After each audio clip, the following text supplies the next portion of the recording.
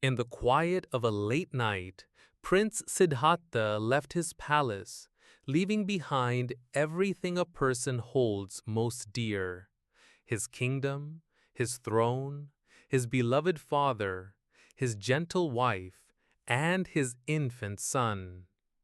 Accompanied by his loyal charioteer, Channa, and his horse, Kanhaka, he rode straight into the darkness, leaving a life of unimaginable wealth and splendor behind. His journey was not the renunciation of an old man weary of life, or a poor person with nothing left to lose. This was a great refusal from a prince at the peak of his youth and power, a monumental renunciation unprecedented in history. The next morning, after crossing the Onoma River, he stopped on a sandy bank. Here, he personally shaved his hair and beard and handed his royal clothes to Channa to be returned to the palace. He then donned the simple saffron robe of an ascetic, officially renouncing his princely identity to become a seeker without a home or possessions. All he had was a begging bowl and a patchwork robe.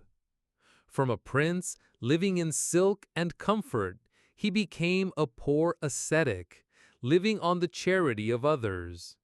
He did not stay in one place, choosing to reside under a tree, in a cave, or anywhere he could find shelter from the rain and sun. He walked barefoot, hatless, enduring the scorching heat and cold dew, yet he felt a peace he had never known before. His goal was crystal clear: to seek the state of absolute peace, what he called Nibbana, Nirvana. He began his journey to find spiritual teachers. He came to the renowned ascetic Alara Kalama and asked to be his disciple.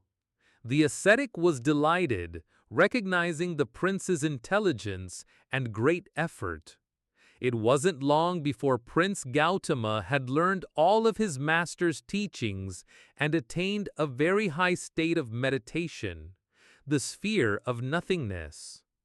However, he realized that this teaching only helped to calm the mind. It could not lead to complete liberation from birth, old age, sickness, and death. It was not the final goal. He went to his teacher and asked him, "Is this the end of the teaching that you have realized?" Alara Kalama replied, "Yes, it is." Prince Gautama then said, "But I have also achieved this state." The master was not jealous.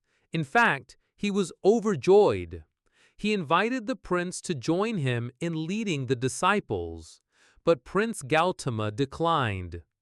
He felt that he had not yet achieved perfection and could not lead others. He said goodbye to Alara Kalama to continue his journey. Afterward, he sought teachings from another famous master, Uddaka Ramaputta. Just as before, with his exceptional intellect and extraordinary diligence, he quickly grasped his teacher's doctrines and attained the highest meditative state in the world, the sphere of neither perception nor non-perception. Master Uddaka Ramaputta was also incredibly surprised and delighted by his student's progress. He invited the prince to stay and take on the responsibility of leading the disciples.